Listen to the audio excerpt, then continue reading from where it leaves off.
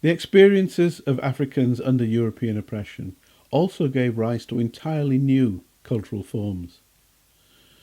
During slavery, Africans across the Americas developed a range of martial arts practices to protect themselves from European brutality and to use during revolts. Following emancipation, many of these practices died out.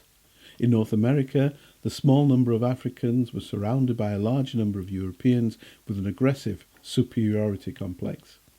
They chose to integrate with the Europeans and lost much of their culture. In the Caribbean, Africans dominated. The European population was always minimal, as Europeans saw the Caribbean as a social backwater, so didn't really develop a presence there, apart from running plantations. The martial arts skills were no longer as necessary. Brazil was different. It accounted for almost half of all Africans taken in slavery, and it was the jewel of the Portuguese Empire, so had a large European supremacist population. This meant that conflicts continued after emancipation.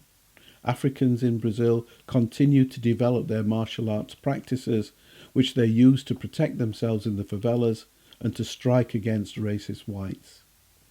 The dominant martial art form was named Capoeira and originated with Africans from what is today Angola. Due to its connection with African communities and favelas, Capoeira gained a poor reputation and was banned. Adherents tried to mainstream Capoeira by incorporating other martial arts practices, and this worked. Capoeira has since grown from being an African martial arts form to the national martial arts form of Brazil. During slavery, Africans, of course, were not allowed to practice fighting, so they disguised Capoeira as a dance form. To the onlooker, it was just Africans having fun, dancing and playing. However, they were actually developing some very effective fighting skills. Today, there are different forms of Capoeira, including a form that is still practiced as dance. Many of the more aerobic moves found in breakdancing, for example, come from Capoeira. There's a strand which involves fewer acrobatic moves, which is designed more for martial combat. There's a strand which incorporates martial art moves from other forms of martial arts.